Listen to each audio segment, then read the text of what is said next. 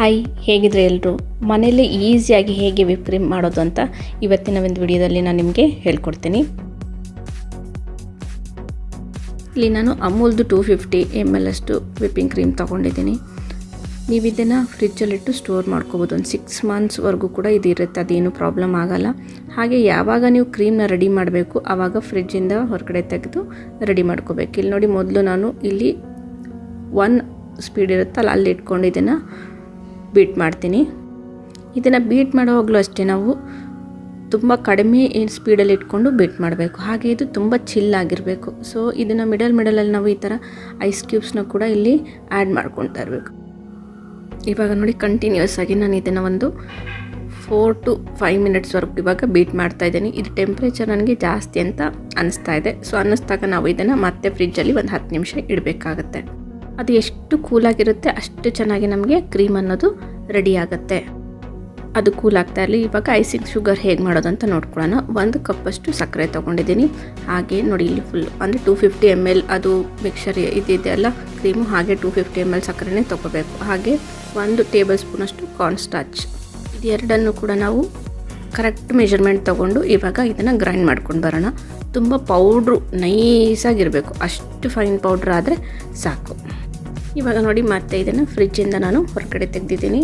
ಇದು ಹೋಲ್ಡ್ ಆಗೋಷ್ಟು ಕೆಪಾಸಿಟಿ ಬಂದಿದೆ. ಇವಾಗ ನಾವು ಬ್ಯಾಚ್ ವೈಸ್ ಏನು ನಾವು ಐಸಿಂಗ್ ಶುಗರ್ ಮಾಡ್ಕೊಂಡಿರ್ತೀವಿ ಅದನ್ನು ಬ್ಯಾಚ್ ವೈಸ್ ಆ್ಯಡ್ ಮಾಡಬೇಕು, ಎಲ್ಲನೂ ಆ್ಯಡ್ ಮಾಡಬೇಕು. ಬಟ್ ನಾವು ಸ್ವಲ್ಪ ಗ್ಯಾಪ್ ತೊಗೊಂಡು ಇವಾಗ 4 ಸ್ಪೂನ್ನ ನಾನಿಲ್ಲಿ ಹಾಕಿದ್ದೀನಿ. ಇವಾಗ ಜಸ್ಟ್ ಇದನ್ನು ಒಂದು ಸ್ಪ್ಯಾಚುಲದಿಂದ ಇದನ್ನು ಕಂಪ್ಲೀಟಾಗಿ ನಾವು ಮಿಕ್ಸ್ ಮಾಡ್ತಾ ಬರೋಣ.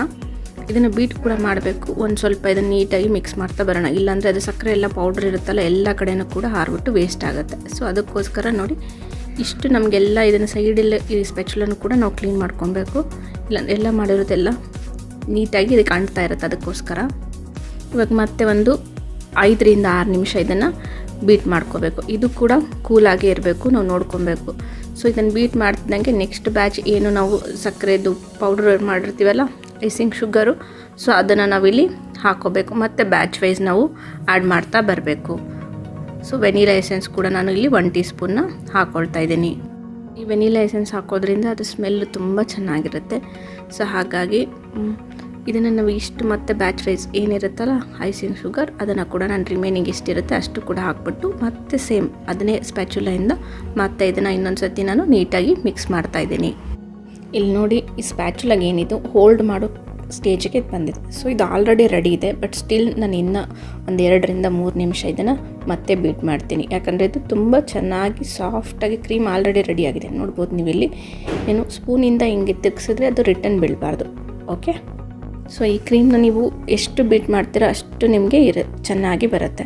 ಸೊ ಇಲ್ಲಿ ಸ್ವಲ್ಪ ಪೇಷನ್ಸಿಂದ ನಾವು ಮತ್ತೆ ಒಂದು 2 ರಿಂದ 3 ನಿಮಿಷ ಈ ಕ್ರೀಮ್ನ ಬೀಟ್ ಮಾಡ್ತಾಯಿದ್ದೀನಿ. ನೋಡಿ, ಇವಾಗ ಪರ್ಫೆಕ್ಟಾಗಿ ಈ ಕನ್ಸಿಸ್ಟೆನ್ಸಿ ನಮಗೆ ಬಂದಿದೆ. ಒಂದು ಡೆಕೋರೇಟ್ ಮಾಡೋಕ್ಕೆ ನಮ್ಮ ಕ್ರೀಮು ರೆಡಿಯಾಗಿ ಪರ್ಫೆಕ್ಟ್ ಆಗಿದೆ. ಒಂದು ಪೈಪಿಂಗ್ ಬ್ಯಾಗ್ಗೆ ಇದನ್ನು ನಾವು ಇವಾಗ ಟ್ರಾನ್ಸ್ಫರ್ ಮಾಡ್ಕೊಳ್ಳೋಣ. ಬ್ಯಾಗ್ಗೆ ನೀವು ಡೈರೆಕ್ಟಾಗೇನು ನಾಝಲ್ ಹಾಕ್ಕೋಬೇಡಿ. ಮೊದಲು ಈ ಥರ ಎಲ್ಲ ಕ್ರೀಮನ್ನು ಟ್ರಾನ್ಸ್ಫರ್ ಮಾಡ್ಕೊಳ್ಳಿ. ಆಮೇಲಿಂದ ನಾಝಲ್ನ ಇನ್ನೊಂದು ಪೈಪಿಂಗ್ ಬ್ಯಾಗ್ಗೆ ನೀವು ಹಾಕ್ಕೊಳ್ಳಿ. ಹೇಗೆ ಅಂತ ಇವಾಗ ನಾನು ತೋರಿಸ್ತೀನಿ. ಕ್ರೀಮ್ ನೋಡಿ ಎಷ್ಟು ನೀಟಾಗಿ ರೆಡಿಯಾಗಿದೆ. ಪೈಪಿಂಗ್ ಬ್ಯಾಗ್ಗೆ ಇವಾಗ ನಾನು ಇದನ್ನು ಕಂಪ್ಲೀಟಾಗಿ ಟ್ರಾನ್ಸ್ಫರ್ ಮಾಡ್ಕೊಂಡಿದ್ದೀನಿ. ಇನ್ನೊಂದು ಎಂಟಿ ಪೈಪಿಂಗ್ ಬ್ಯಾಗ್ ತೊಗೊಂಡು ಅದಕ್ಕೆ ನಾನು ನಾಝಲ್ನ ಫಿಕ್ಸ್ ಮಾಡ್ತಾಯಿದ್ದೀನಿ. ಸೊ ಅದರಿಂದ ನಮಗೆ ಈಸಿ ಆಗುತ್ತೆ ಡೆಕೋರೇಷನ್ ಮಾಡೋಕ್ಕೆ. ಈ ಥರ ನೀವು ಮಾಡಿಕೊಂಡ್ರೆ ಮತ್ತೆ ಅದನ್ನು ನಾಝಲ್ ಕ್ಲೀನ್ ಮಾಡಬೇಕು, ಇದು ಯಾವುದು ನಮಗೆ ಇರಲ್ಲ. ಕೆಲಸ ಅನ್ನೋದು ತುಂಬ ಈಸಿಯಾಗಿ ಇಲ್ಲಿ ನಮಗೆ ಆಗುತ್ತೆ. ಇವಾಗ ಕ್ರೀಮು ಪೈಪಿಂಗ್ ಬ್ಯಾಗ್ 2 ಕೂಡ ರೆಡಿ ಆಗಿದೆ. ಜಸ್ಟ್ ಒಂದು ಡೆಕೋರೇಟ್ ಮಾಡಿ ನೋಡೋಣ.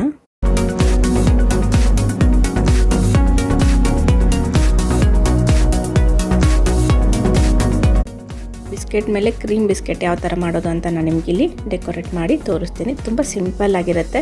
ನೋಡಿ, ಈ ಥರ ಕ್ರೀಮ್ನ ಸ್ಪ್ರೆಡ್ ಮಾಡಿದ್ರೆ ಆಯಿತು.